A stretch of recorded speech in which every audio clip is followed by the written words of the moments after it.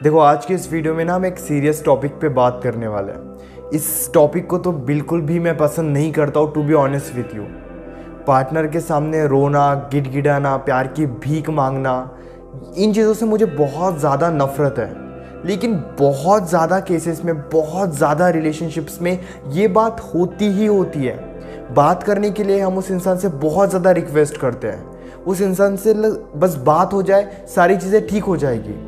इस चीज़ के पीछे हम भागे जा रहे हैं। हम उस इंसान के सामने रोना सीख गए हैं। उस इंसान को पाने के लिए हम गिड़गिड़ाना स्टार्ट करते हैं कि बस 2 मिनट मुझसे बात कर लो, बस 5 मिनट मुझसे बात कर लो।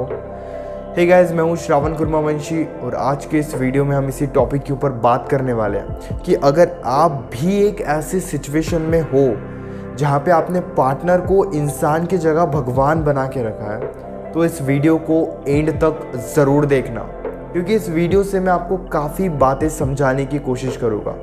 देखो, एक सिंपल लैंग्वेज में अगर मैं आपको समझा दूँ कि अगर आप भी एक ऐसे सिचुएशन में हो जहाँ पे आप पार्टनर के सामने रोना सीख गए हो, गिड़गिड़ाना सीख गए हो कि बस मुझसे बात कर दो, मैं तुम्हारे बिना नहीं रह सकता, नहीं रह सकती, तो इन चीज़ों के वजह से आपका रिलेशनशिप कभी भी स्ट्रॉन्ग नहीं बन सकता। आप ये मान के चलो। अगर आपको लग रहा है कि इन एक्टिविटीज़ के वजह से आपका रिलेशनशिप स्ट्रॉन्ग बन जाएगा, तो ये नेक्स्ट टू इम्पॉसिबल है। वो इंसान आपको लेकर और ज़्यादा इरिटेट हो रहा है। ये जो भी आप काम कर रहे हो, इससे ना तो आप स्टेबल हो रहे हो, ना वो इंसान स्टेबल हो रहा है। आप और ज़्यादा खुद को अटैच कर रहे हो, जहाँ पे आपको खुद को कंट्रोल करने की और ज़्यादा ज़रूरत होती है। उस सिचुएशन में आप खुद को और ज़्यादा इन्वॉल्व कर रहे हो। अगर कोई सिचुएशन ऐसी है जहाँ पे शायद वो सिचुएशन ठीक हो भी सकती है, लेकिन आपके रोने के वजह से, प्यार की भीख मांगने की वजह से, या फिर उस इंसान को कंट्रोल करने की वजह से सिचुएशन ठीक होने के जितने भी चांसेस बचे होते हैं वो भी ख़त्म हो जाते हैं। यानी कि अगर कोई इंसान आपसे दूर जा रहा है, तो ये सारी एक्टिविटीज़ करके, रोने के वजह से, गिड़गिड़ाने के वजह से वो इंसान आपसे और दूर जा रहा है। यहाँ पे ये बात होती ही होती है। अगर आप भी एक ऐसे सिचुएशन में हो, तो आपका पूरा फोकस इस बात पे होना चाहिए कि मैं ये सारी चीज़ें कैसे बंद कर सकता हूँ। अगर आप इन सभी चीज़ों को बंद नहीं करोगे, अगर आप उस इंसान के लिए रोए जा रहे हो, तो ट्रस्ट मी, इससे कभी भी कुछ भी ठीक नहीं होने वाला। हम क्या करते हैं, हम यही गलती करते हैं कि उस इंसान से बात करने की बहुत ज़्यादा कोशिश करते हैं, और जैसे ही बात होती है हम रोना स्टार्ट कर देते हैं। हम उस इंसान को बता देते हैं कि लाइक जस्ट मैं आपको इतना चाहता हूँ।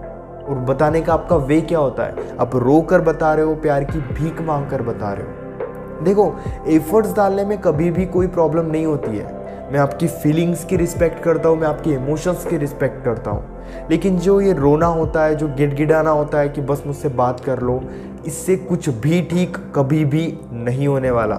अगर मैं आपको एक स्ट्रॉन्ग एडवाइस दूँ, अगर आप इस सिचुएशन में हो कि आपका खुद पे कोई कंट्रोल नहीं है, आप बस जैसे उस इंसान के सामने जाते हो आप रोना स्टार्ट कर देते हो, तो इस केस में आप सबसे पहला फोकस इसी बात पे करो कि जब तक मैं थोड़ा रिलैक्स नहीं हो जाता है, फिर थोड़ी रिलैक्स नहीं हो जाती, मुझे उस इंसान के सामने जाना ही नहीं है।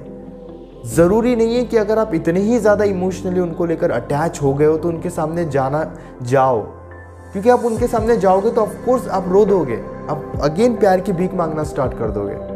तो आपका मेन फोकस इसी पे होना चाहिए कि जब तक आप कुछ दिनों के लिए रिलैक्स नहीं हो जाते, उस इंसान के सामने जाने की कोई ज़रूरत नहीं है, क्योंकि जो आप कर रहे हो ना, इससे रिलेशनशिप कभी भी स्ट्रांग नहीं होने वाला। और रिलेशनशिप तो एक साइड, आपकी लाइफ भी कभी भी स्टेबल नहीं होने वाली है। आप इतने ज़्यादा इमोशनली वीक बन जाओगे उस इंसान के सामने, तो आप गिर जाओगे। लेकिन आप पर्सनल अपनी लाइफ में भी इतने ज़्यादा इमोशनली डिस्टर्ब हो जाओगे कि यहाँ से मूव ऑन करना भी आपके लिए बहुत टफ रहेगा। आप खुद का मजाक बनाकर मत रखो किसी भी इंसान के सामने, चाहे वो आपका पार्टनर है, चाहे वो आपका दोस्त है, डजंट मैटर। क्योंकि अगर आपका एक बार मजाक बन गया, आपके फीलिंग्स, इमोशंस का एक बार मजाक बन गया, तो कहीं ना कहीं वहाँ से बाहर निकलने में आपको बहुत टाइम लगेगा। किसी के लिए रोना बड़ा रिलैक्स लगता है जब हम किसी के लिए रोते हैं, किसी से बात करने की बहुत ज़्यादा कोशिश करते हैं। लेकिन अगर आप थोड़ा सोचने की कोशिश करोगे ना, तो इस वजह से वो इंसान तो आपसे दूर जा ही रहा है, लेकिन आप अपने लाइफ में और ज़्यादा डिस्टर्ब हो रहे हो। यहाँ पे आई नो कि कभी कभी फीलिंग्स पे, इमोशंस पे हमारा कंट्रोल नहीं होता है, लेकिन हमें कंट्रोल करना सीखना होगा। हम उस इंसान के सामने, हमें जब पता है कि हम इतने ही ज़्यादा इमोशनली वीक है, तो थोड़ा टाइम लो आप।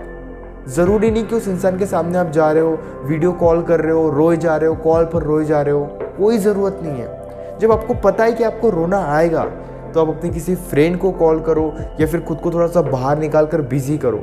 उस टाइम पे उस इंसान को कॉल करने की कोई ज़रूरत नहीं है। अगर आप इतनी छोटी सिचुएशन में भी खुद को कंट्रोल नहीं कर पा रहे हो, तो फिर आपकी लाइफ और ज़्यादा डिस्टर्ब होते चले जाएगी। आपको स्टैंड लेना ही होगा। जब तक आप स्टैंड नहीं लोगे, आपकी लाइफ ऐसे ही चलती रहेगी, और इन चीज़ों की वजह से आपका रिलेशनशिप कभी भी स्टेबल नहीं होगा। थोड़ा सा टाइम लो। जब आपको पता है कि बस आप रो दोगे उस इंसान के सामने, तब आप पहले खुद से ही फ़ोन कट कर दो। कॉल पे रोने से ये मत सोचो कि जो आप रो रहे हो, जो आप तड़प रहे हो उस इंसान के लिए, तो वो इंसान पिघल जाएगा। अरे इरिटेट हो जाएगा वो इंसान, और इरिटेशन में वो इंसान आपको और कुछ बोलना स्टार्ट कर देगा। इससे आप और ज़्यादा डिस्टर्ब हो जाओगे। इनडायरेक्ट वे में आप अपनी लाइफ को और ज़्यादा डिस्टर्ब खुद बना रहे हो। फीलिंग्स, इमोशंस पर कंट्रोल नहीं है, एक्सेप्ट करो और कंट्रोल करने की कोशिश भी करो। जहाँ पे आपको पता है कि आप नहीं कर पाओगे खुद को कंट्रोल, वहाँ पे थोड़ा स्पेस मेंटेन करो, थोड़ा सा दूर रहना स्टार्ट कर दो। फ्रेंड के साथ टाइम स्पेंड करो, फैमिली के साथ टाइम स्पेंड करो। घर से बाहर तो निकलो। एक ही जगह पे पड़े हुए हो, रोए जा रहे हो, तो इससे क्या होगा? सेंस यूज़ करो थोड़ा सा। जब आप बाहर निकलोगे, थोड़ा खुद को बिजी करोगे। हम बिजी नहीं कर पाते, हम बाहर नहीं निकल पाते, ये सब बहाने हैं। कोशिश करना और बोलने में बहुत फ़र्क होता है। ऐसा कोई काम है ही नहीं जो आप कोशिश करो और ना हो। थोड़ा सा खुद को फिजिकल वे में बिजी रखना स्टार्ट कर दो, खुद को थोड़ा सा बाहर निकालना स्टार्ट कर दो। क्योंकि अगर आप यही नहीं करोगे तो इससे फिर कुछ नहीं होने वाला। वही आपकी लाइफ चलेगी, वही आप रोते रहोगे। एट द एंड क्या होगा? ना फीलिंग्स, इमोशंस पे आपका कंट्रोल बचेगा, और ना ही वो इंसान आपको मिलेगा। वो इंसान तो आपको छोड़ के कंप्लीटली बाहर निकल जाएगा। और जब वो पीछे मुड़ के देखेगा, तो जब भी वो इंसान आपके बारे में सोचेगा, उस इंसान को ऐसे ही लगेगा कि बहुत अच्छा किया आपको छोड़ के।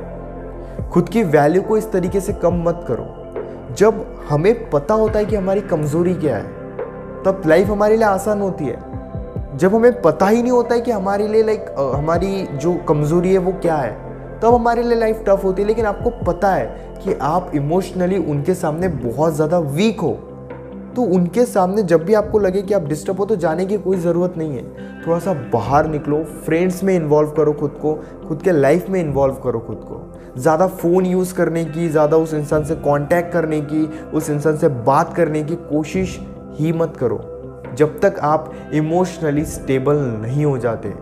इमोशंस को कंट्रोल तो करना ही होगा।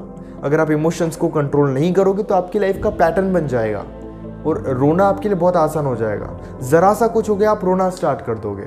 ज़रा सा कुछ हो गया, आप उस इंसान के सामने प्यार की भीख मांगना स्टार्ट कर दोगे। एक रियलिटी में आपको बता रहा हूँ, खुद को इतना नीचे मत गिराओ किसी इंसान को पाने के लिए। गोल्डन एडवाइस दे रहा हूँ, काफ़ी अच्छा रहेगा एक लॉन्ग टर्म के लिए। थोड़ा दूर का सोचना स्टार्ट कर दो। आज कल के बारे में ज़्यादा सोचने की ज़रूरत नहीं है।